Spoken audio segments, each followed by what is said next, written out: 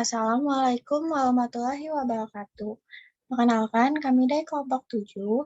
Di sini kami akan memaparkan materi presentasi mengenai media dan sumber pembelajaran berbasis Android. Untuk kelompok 7 itu sendiri, kita beranggotakan yang pertama yaitu ada Septi Amelia Habibah dengan NPM 20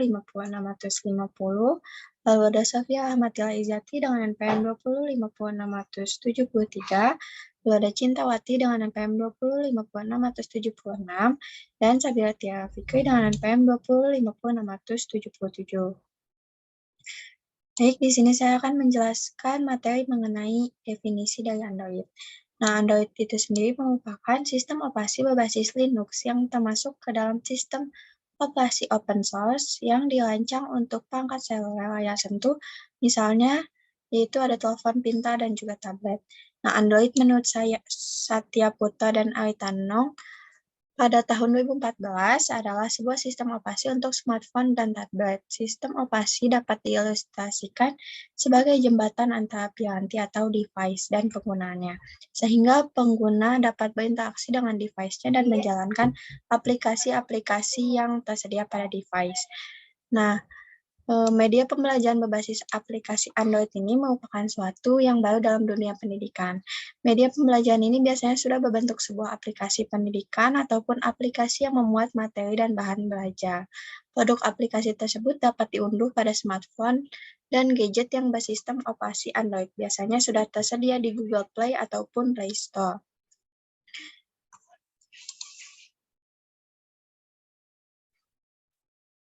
Lalu di sini ada fitur-fitur yang ada dalam Android. Yang pertama itu ada hands-out layout, kedua penyimpanan, ketiga konektivitas, keempat pesan, kelima beberapa dukungan bahasa, keenam web browser, ketujuh dukungan Java, kedelapan dukungan media, kesembilan dukungan media streaming, ke-10 ada tambahan dukungan hardware, yang ke-11 ada multi-touch, yang ke-12 ada Bluetooth, yang ke-13 panggilan video, ke-14 multitasking, 15 fitur suara berbasis, 16 penarikan, dan yang ke-17 yaitu screen capture. Penggunaan Android dalam lingkup pendidikan. Android merupakan software berbasis Linux yang kini tidak hanya digunakan dalam dunia hiburan dan pekerjaan saja, melainkan juga dalam dunia pendidikan. Kini, teknologi informasi dan komunikasi memang telah merambah dalam dunia pendidikan. Tidak menutup kemungkinan bahwa nantinya Android digunakan dalam proses belajar mengajar dalam sebuah instansi pendidikan. Manfaat Android dalam lingkup pendidikan. Dalam pemanfaatan Android di bidang pendidikan, tentunya dapat menguntungkan semua pihak, termasuk pengajar dan peserta didiknya. Android kini populer karena mudah digunakan dan banyak aplikasi yang mendukung, seperti halnya perangkat lain. Selain untuk bermain dan berkomunikasi, perangkat smartphone dengan sistem operasi Android juga mampu menghadirkan sumber-sumber ilmu pengetahuan. Cara memaksimalkan penggunaan Android untuk media pembelajaran. Guru harus dapat memilih jenis media atau fitur-fitur yang akan digunakan dalam pembelajaran agar proses belajar mengajar dapat maksimal.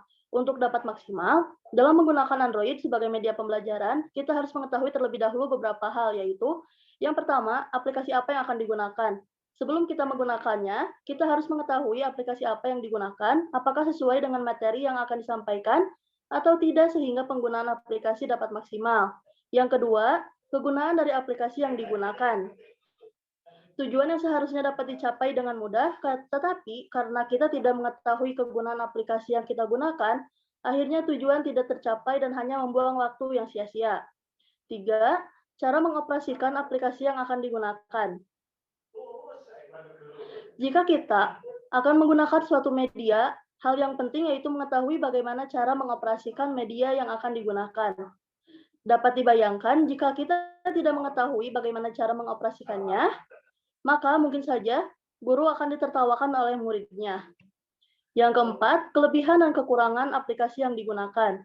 Kelebihan dan kekurangan aplikasi yang digunakan wajib diketahui bagi orang yang akan menggunakan aplikasi untuk pembelajaran agar pembelajaran dapat berjalan secara efektif dan dapat mengurangi dampak negatif yang ditimbulkan dari aplikasi yang digunakan. Kelima, mudah atau tidaknya aplikasi yang akan digunakan. Media pembelajaran yang baik yaitu media yang dapat digunakan dengan mudah dioperasikan sehingga guru pun tidak merasa kebingungan dan tidak membuang waktu banyak. Yang keenam, efektif dan efisien atau tidaknya aplikasi yang digunakan. Guru seharusnya dapat memilih media yang akan membuat pembelajaran efektif dan efisien. Jika pembelajaran efektif dan efisien, maka tujuan pembelajaran akan mudah tercapai dan siswa lebih cepat memahami materi yang disampaikan.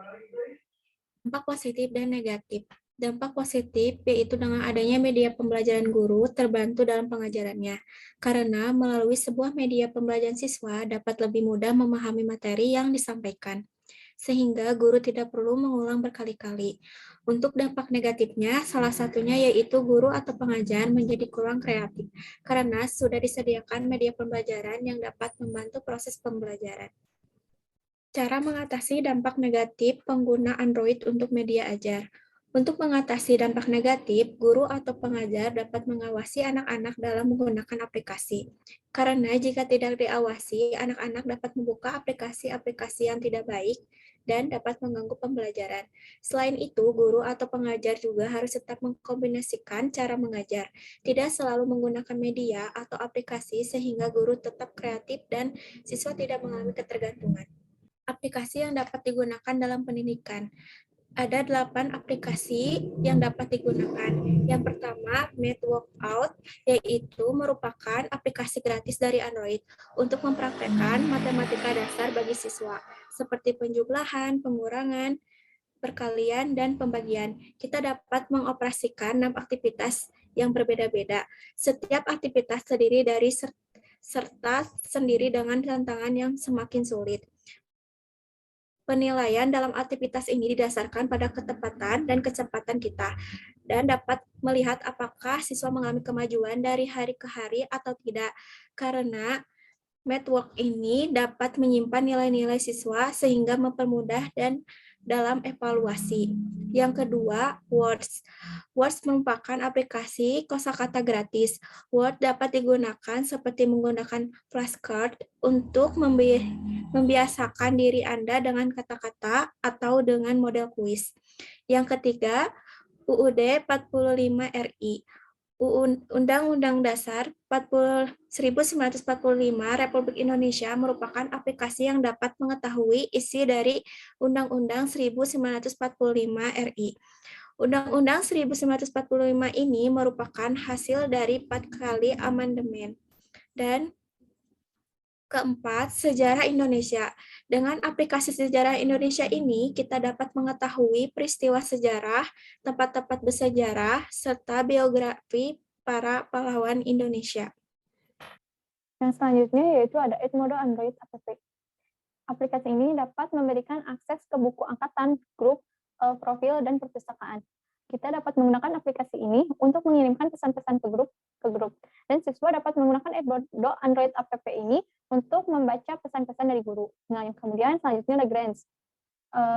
Pada aplikasi ini, kita dapat mengatur semua video pendidikan ke dalam satu tempat, yaitu melalui aplikasi Grants ini. Nah, keuntungan dari aplikasi Grants ini adalah kita dapat membuka video-video tersebut di dalam aplikasi ini dengan cepat. Kemudian yang selanjutnya ada Mobento. Nah, aplikasi Mobento ini memungkinkan kita untuk mengunduh video ke perangkat Android untuk melihatnya secara offline.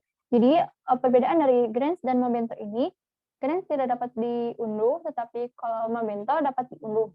Di mana Mobento ini, ketika kita sudah mengunduh videonya, kita bisa berulang kali memutar videonya tanpa menggunakan kuota. Nah, yang selanjutnya ada Spark Notes. Spark Notes ini merupakan sumber daya yang paling mendidik untuk segala jenis literatur melalui dari Brave New World, Aldous Books, hingga Crypto dan Plato. Nah, aplikasi ini tergolong sederhana, sama dengan Mobento. Aplikasi ini juga menggunakan styling Android 2.3, Gingerbread, serta disertai iklan yang berjalan di bagian bawah layar. Nah, dari kita semua tentunya mengharapkan agar dapat memperoleh pendidikan yang berkualitas dan gratis. Nah, akan tetapi hal ini tidak terjadi pada sebagian besar orang di seluruh dunia. Nah, jika kita memiliki perangkat Android dan Wi-Fi, atau koneksi data, aplikasi-aplikasi yang dapat digunakan dalam pendidikan ini sangat berharga tentunya bagi seorang pelajar.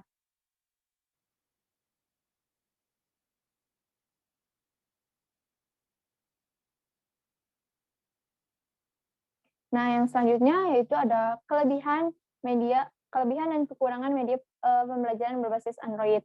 Nah, kelebihan dan kekurangan media pembelajaran berbasis Android ini menurut Irwan tahun 2016 menyatakan bahwa ada beberapa keunggulan media pembelajaran berbasis Android yang tidak dimiliki oleh media lain.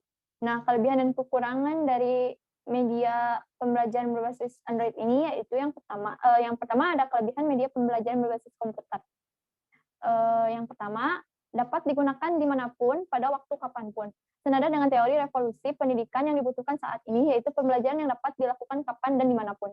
Nah, yang kedua yaitu kebanyakan device bergerak memiliki harga yang relatif lebih murah dibanding harga PC desktop. Nah, yang ketiga, ukuran perangkat yang kecil dan ringan daripada PC desktop. Nah, yang terakhir, yang keempat, yaitu diperkirakan ikut sertakan lebih banyak pembelajar karena e-learning memanfaatkan teknologi yang biasa digunakan dalam kehidupan sehari-hari. Ada kekurangan dari Android. Nah, kekurangan media pembelajaran berbasis komputer ini yaitu yang pertama, harus membutuhkan gadget Android berupa handphone atau tab. Dari pembelajaran saja, sekian yang kelompok kami dapat sampaikan. Terima kasih atas perhatiannya. Wassalamualaikum warahmatullahi wabarakatuh.